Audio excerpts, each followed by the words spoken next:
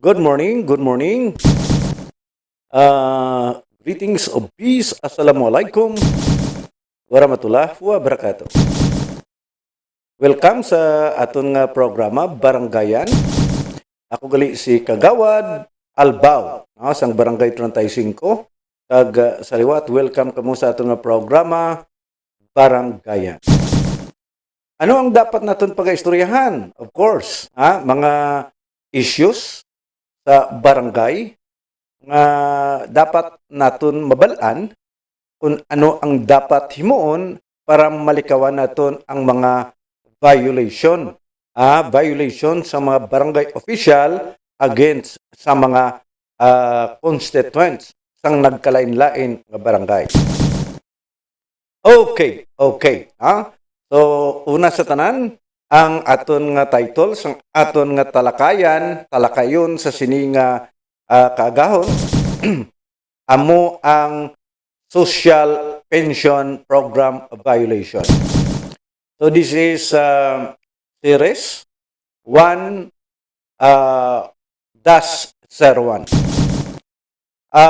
Ang titulo sang aton nga pag-istoryahan, mga irregularities and abuse sa implementation sang social pension.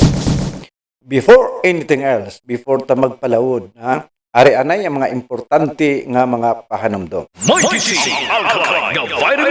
gali sa Abigail Luzar sa estudyante, na problema gid ko kay kadasa sa akong naglalaan gana magtuon sa kanang ulo. Kay ini si Alcalay Vitamin C. Kagsusunod na sa akong pamilya.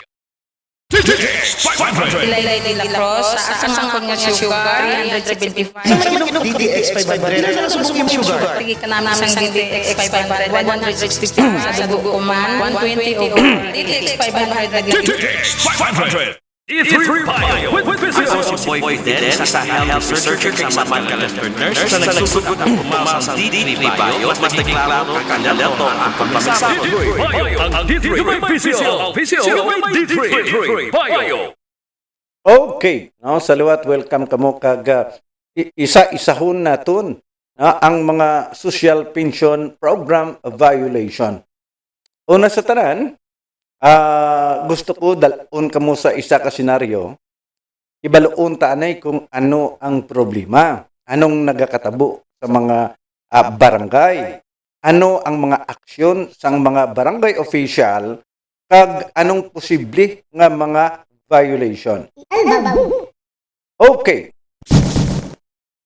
Ang una, ang senaryo number 1, ang indigent senior citizen nag-apply, pero wala siya na-include sa listahan.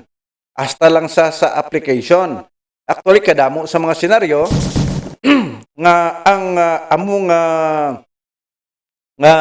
mga indigent qualified nga senior citizen, kadamo ni mga senaryo nga nag-apply sila almost every year. Nagaedad na ni sila sang 70 anyos, pero hasta subong wala pa sila nakabaton sang social pension. Okay. Ang item number 2, or butang sa aton mga no valid reason was given for the exclusion. Gin-exclude sila.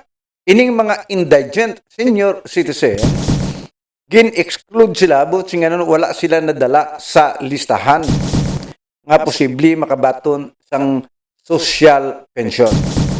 So mostly, duwa ni ka grupo nga posible magabaton or lista sa inyo.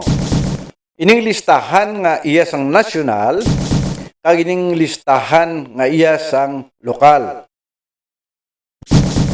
Okay, sige.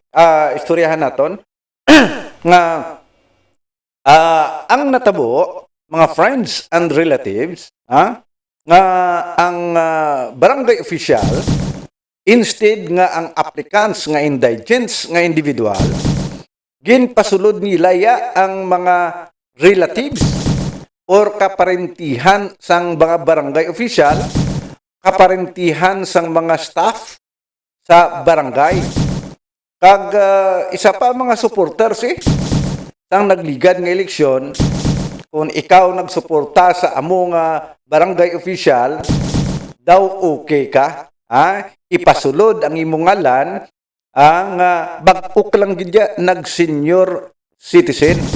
Busi nga nun, bag-o ka lang nag-60, ikaw pa ya ang gin-prioritize mga friends and relatives, nga makabaton sang amo nga mga social pension.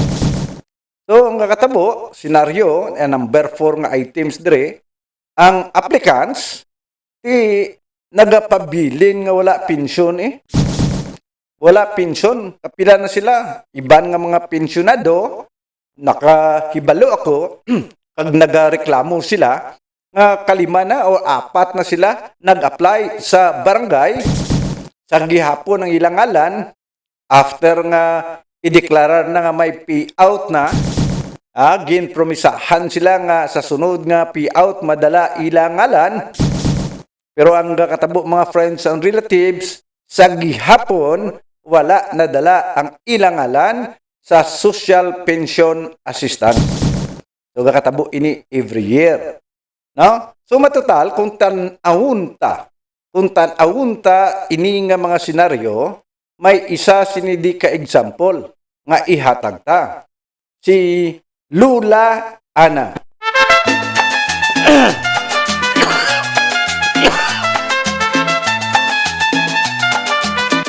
Si Lula Ana, nag-edad sing 70 anyos, nag-apply siya pero wala nadala ang ilang ngalan sa listahan. Nagapaabot-abot sila nga sa payout, ara na ilang ngalan, pero sa gihapon wala. No? Ang tupad niya nga balay, nga hindi gani kinanglan sang social pension, kay medyo may kulo kwarta, may pensyon sa SSS nga ginabaton kada bulan, may mga pamilya pa ara sa abroad, nga sarang sila makakaon niya 3 ka bisis isa ka adlaw, sila ya ang gin-prioritize sang barangay official. Ang si Lula Ana yang nag-apply, masubo man, wala gid na-include ang iyang ngalan sa listahan sang payout. Pero ginpromisahan ni siya nga sa sunod, base makasulod siya, mga friends and relatives. Mostly, ang taga-barangay, mga barangay official, halin sa mga kagawad dira, sa mga secretary, or sa treasurer, or sa mga staff dira, may instruction halin kay kapitan, ang balon, nga wala na naupod sa budget, or ang budget is limited, hindi na pwede makakater pa sang mga bag-o nga applicants. Pero ang tupad yang balay, bag-o lang nag-senior citizen, bag-o lang nag-edad 60, nakabato na yan na include ng ngalan sa listahan sang makabaton sang social pension. So, amuning katabo, mga friends and relatives, si Lula, masinulubon na nag-agi ng payout, sa gihapon ang iyang ngalan wala na-include sa listahan, mga friends and relatives. Sa among kabangdanan, may mga violation according sa aton mga pagtuon, mga violation nga nakumit mismo sang nagalista, mga nakumit mismo sang mga barangay official, ang naghambal nga wala na sing slot, ang naghambal nga wala na budget, ang naghambal nga ang budget limited, may mga violation na tabo sinadira. Kunin mo lang taon, mga friends and relatives, may ara sini number 1 nga violation, amo ang discriminatory selection of beneficiary.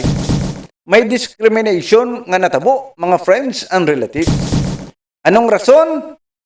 Tungod nga hindi sila political allies, hindi sila nagbuto sa kay kapitan, hindi sila nagbuto kay kagawad, hindi sila nagbuto sa mayor or sa congressman, di baliwala sila.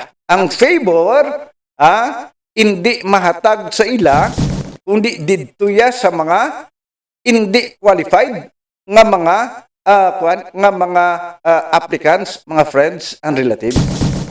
So, gin-violate nila ang principle of equal access. Supposed to be, basta senior citizen ka na, labi na gid kung medyo pigado ka, labi na gid kung medyo wala gid, gutom gid permi. Inugbakal man ang tani sing bulong, inagbakal sang sustenance bala, mga maintenance nga kinanglan sang aton mga senior citizen nga masakiton. Wala nila ya gin-include. Gin-deny nila ang right to social protection. So, muning mga violation sa mga barangay official or sa mga gintanduan. Kabalo ka, may order man ni sa ila mo. Labi na gid kung ikaw appointed nga individual. Ikaw, abi, isa lang ka ordinaryo nga empleyado sang barangay. Galing kay may instruction halin sa mga kapitan. Sa liwat, ginahambal ko na dire, hindi niya para kung ano lang nga barangay, kundi sa tanan ini nga mga barangay sa syudad sang Bacolod, 61 barangays. Kung ikaw isa ka barangay official nga naga-violate sini, may ara discriminatory selection sa mga beneficiaries, ti ikaw igugid. Magiging guilty kasi sini nga mga violation. Tungod sini nga mga violation, friends and relatives, ihatag naton ang mga corresponding nga mga violation or ihatag naton ang mga legal provision nga nagkaroon sang violation. Before anything else, saliwat are, mati kita anay. D3 Bio with Visio. Si Boy Fidel, sa health researcher sa medical nurse na nagsusugod ng pumasang D3 Bio at mas naging klaro kakanyalato ang pagpapasama. D3 Bio, ang D3 Visio. Visio may D3 Bio. Okay, sige, proceed kita sining aton nga programa. Kag ano bala ang mga legal provision nga mahatag makita naton halin sa layi. Kita din nag-ambal permi sang mga layis, laws and regulation. Tao kita nga nagatuman sing layi. Ang barangay, mga friends and relatives, labi na gid ang DSWD may mga instruction. May mga moral nga dapat naton sundon sa instruction nga ginahatag sang aton konstitusyon. Kung lang taon ta mga friends and relatives, ari ang mga legal provision. Legal provision nga mahatag naton kung ikaw nag-violate, kung ikaw nag-discriminate sang mga senior citizen. Republic Act 994, expanded Senior Citizen Act, ini Section 5, mga friends and relatives, naga-entitle sa mga indigent senior to social pension. Basta indigents ka, medyo hindi ka man pamilya ka man grupo, or ara ka sa kontrapartido, or ara ka nagsuportar sa kay mayor or kay kapitan, tanan niya entitled, tanan nga mga indigent senior to social pension. Mandatory ini kag non-discretionary. Hindi lang ni kay kung asin o yang ang desisyonan sang mga barangay official labi na ginang kapitan amo ang matuman. So mandatory ini nga tanan nga mga indigent senior basta mag-apply kag kwalipikado. Indigent mo. Wala sila iban nga kuwaan sing pundo. Wala sila kuwaan nga inugbakal bulong kag maintenance. Bukod sing ganon, indigents gidya. So mandatory sa isa ka barangay official nga ipasulod gid ang ila nga listahan. So sa ginahambal ta ka kakagaina nga no discrimination, mga friends and relatives, kag equal access is required. So amo ning dapat, so kay kagaina ginahambal nato ang mga violation, amo ning mga violation, amo naman ni ang mga legal provision. Kung balanta na ang mga legal provision, mga friends and relatives, butsing ganon, kung ikaw nga barangay official, gindiscriminate mo bi ang isa ka legitimate nga senior citizen or entitled nga indigent nga senior citizen, kung medyo i-discriminate mo, ginpalabi mo ang imo mga pamilya, ginpalabi mo ang imo mga amigo-amiga, ginpalabi mo ang mga pamilya kag mga political allies, dako gid nga nga problema sa imo. May mga civil liabilities ang amo nga barangay official. Una nga liabilities, official liable for damages caused by the beneficiaries. Makmula na hindi sila kabakal bulong, hindi sila kabakal sing antibiotic, hindi sila kabakal para sa ilang taas blood sugar, diabetes, abi ang amo nga senior citizen. Ti dako gid nga damage. So may mga civil liabilities ini ang matabo ang mga barangay official nga guilty sa pag-discriminate sining mga entitled nga indigents, mga friends and relatives, matabo sini may mga damages. Ang mga victims may file civil case sa local court. Local court, or maybe ordered to pay actual and moral damages. Ang korte magahatag sing order nga baydan sing mga barangay official ang amo nga mga damages. Or ang korte mismo may order restitution kag ang losses ibalik ya ang mga gingastos sang amo nga mga indigent nga senior citizen nga wala mo gin-include sa amo nga programa sang gobyerno. So may arang nga liabilities, kag negligence or abuse of power nga matabo sa sini nga mga barangay official. Kung may civil liabilities, mga friends and relatives, may ara man kita another ining aton nga criminal or shall we say administrative liabilities, mga friends and relatives.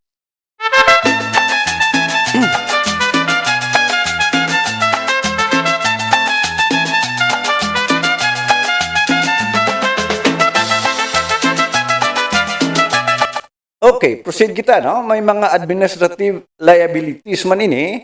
Number 1, i-reprimand or written warning. Written warning sa mga barangay official nga naghimo sini or sa mga staff mismo nga naga-implement sang among order sang executive sang barangay. So pwede nga inang mga barangay official ma-suspended for 30 days for unfair selection and discrimination. So, gina-violate nila ang DILG rules and Republic Act 9994. So, posible nga ma-dismiss sila, may lead to dismissal, mga friends and relatives. Okay. Ano pagid nga mga violation or ano pagid nga mga liabilities ang pwede atubangon sa mga barangay official?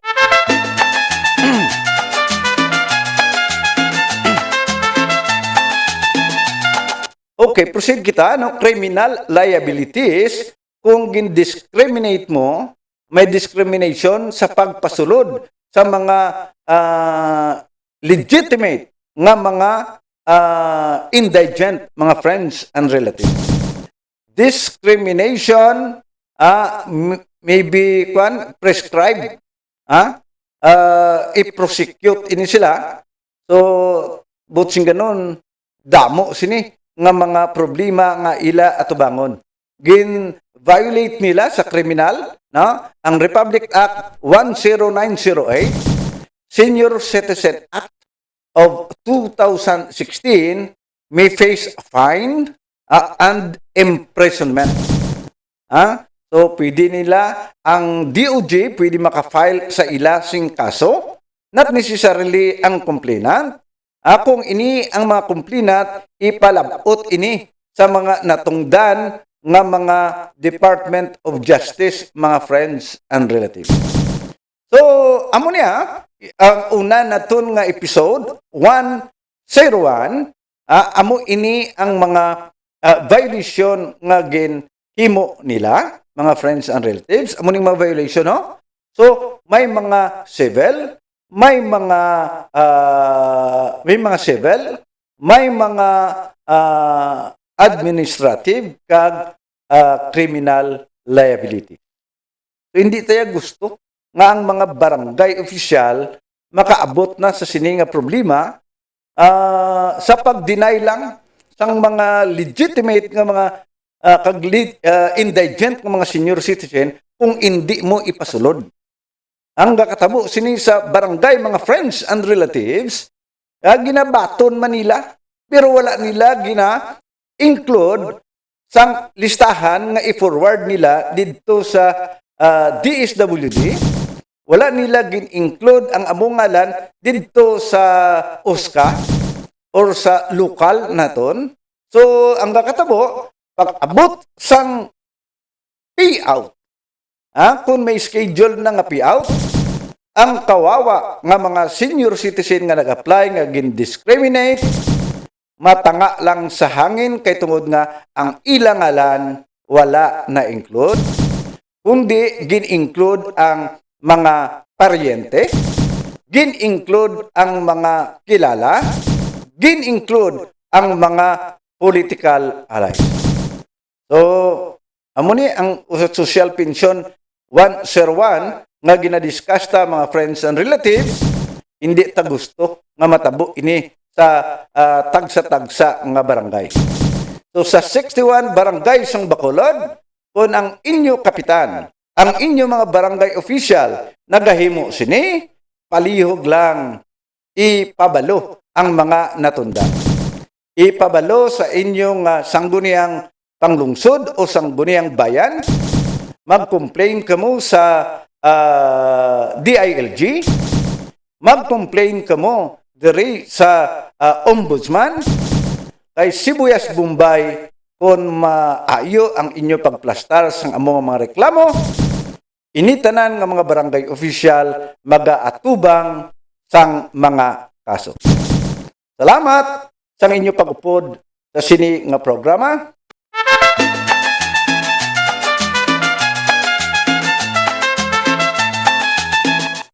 Serbi ini nga guidance, serbi ini nga inang template nga dapat naton hibaloon. Information dissemination, ang mga violation sang aton mga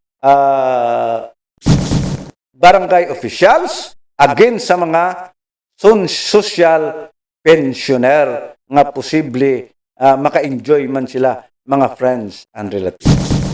So, salamat sa inyo pag-upod. Kabay nga ang Diyos maghatag sa aton kaalam, maghatag sa aton kaisog, kagkabay, nga maatagan man ang aton mga barangay official, nga hindi sila maghimo sang amo nga mga illegal nga hilimuon para malikaw sila sa civil, criminal, kag mga administrative cases.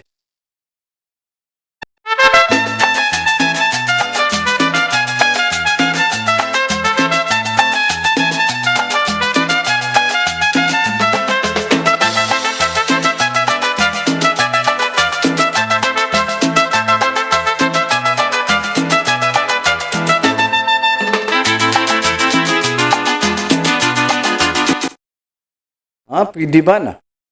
Sige. Salamat sa inyong pag-upod sa sini nga kaagahon.